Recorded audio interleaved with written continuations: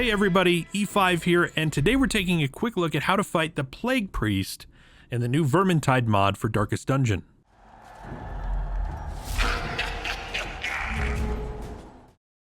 Last time we went over the Doom Wheel, which is the first apprentice boss you face in the Warpstone Mines, and upon killing the wheel will trigger the Vermintide event, which opens the sewers and the corrupted hamlet dungeons, and soon after begins your quest to take out the Plague Priest.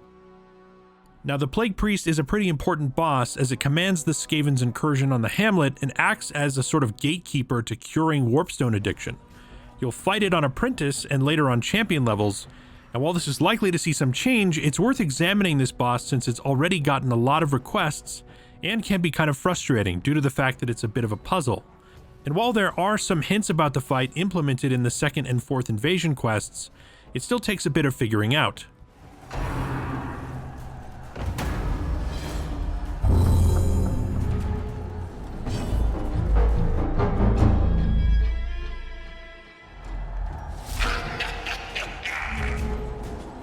Now this fight is separated into two halves, two separate and very different phases. And during the first phase, you'll note that the Champion Priest has 200 hit points, 10% prot, 23 dodge, slow speed, and though it's resistant to stun, is pretty vulnerable to dots and debuffs. It's also worth noting that the Priest counts as a rat, human, and unholy type of enemy, should you have the quirks or trinkets which counter those types.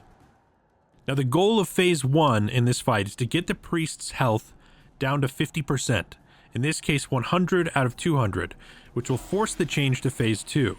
And the tricky part is that there's just not much information that tells you that that's the goal.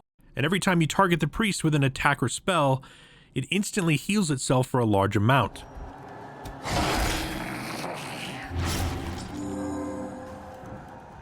Now, taking into consideration the self-heal and the low resistance values, it should intuitively tell you that the goal is to stack dot damage high enough so as to tick its health down without touching it.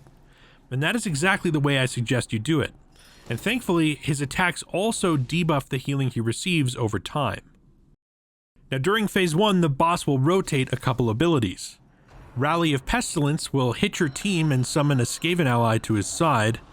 Undulating Death will target your whole team for moderate blight damage and a battle-long stacking debuff of disease resist, and most importantly, it also debuffs the amount of healing the priest receives. Corrupting Flail will target a single hero for a decent amount of physical, blight, and stress damage, and like Death, will also debuff disease resist as well as the priest's healing received. Now, if all is going well, your group's stress shouldn't be too high, and the damage you're stacking on the boss should be outpacing his healing, especially as his healing debuffs add up. And once the boss's health drops below that 50%, at the end of the turn he'll cast Book of Woes, which transforms the fight and begins phase 2.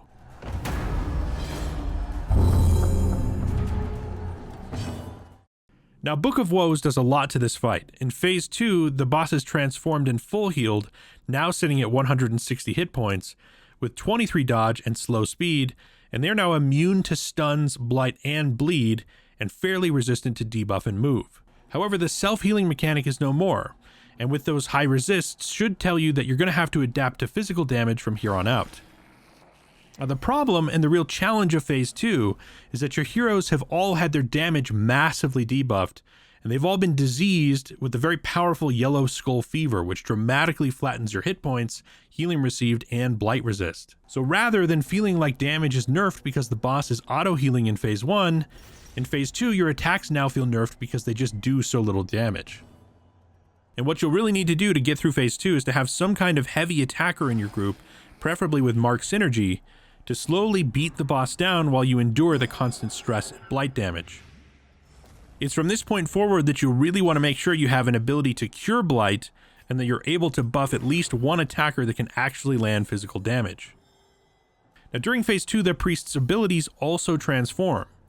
At this point, he basically stops using Rally or Flail, and Undulating Death now only targets the front 2 heroes, and it now does moderate blight damage and also stacks a debuff on healing skills. Now this phase can just take a while, and you'll know that things are going well if you're controlling the blight and stress damage in your party, and you're consistently landing some physical damage the boss's way. but you'll need to keep an eye on the stacking healing debuffs on your party given the low HP of your diseased team. If you're not careful, an unfortunate disease or affliction act out could mean a missed opportunity to cleanse or heal, which could make things messy pretty quickly. And even with a healthy Plague Doctor and Vestal on standby, things do start to feel a bit tense as the healing is slowly losing ground to the damage and missed cleansing turns, and I end up consuming at least a full stack of antivenoms to keep from hitting death's door. So to summarize, I think Phase 2 is much more challenging than Phase 1, and you'll want to prepare your group to be able to cure blight damage and utilize as much mark synergy and damage buff as possible to do any significant physical damage. And the challenge of this whole fight is building a group which can adapt to being effective through both phases. In all, I appreciate that this boss is not just the usual damage race, which we see very often in DD, and it can be frustrating to make it to this boss and ultimately have a subpar group makeup. I think the right play is to build for Phase 2, making sure that you have Cleanse, somebody who can heal in rank 4, and as much mark and damage buffing as possible. The bigger the beast, the greater the glory. And now that you've beaten the Champion Priest, you'll now have more VMark-1 to tend to Warpstone addiction and the ability to cleanse addiction in the Sanitarium, as well as open the door to more Champion Vermintide bosses. And that concludes this brief breakdown to the Vermintide Plague Priest, and what I consider one of the more important and confusing bosses contained in the mod. Thank you guys so much for watching. I know this one can be a bit confusing, so please let me know what you think of this boss, and feel free to include any questions you have in the comments below. Make sure to subscribe for more Vermintide and everything else Darkest Dungeon. Come hang with us on Discord, and keep an eye out for more boss breakdowns like this one to come. Thanks everybody. See you next time.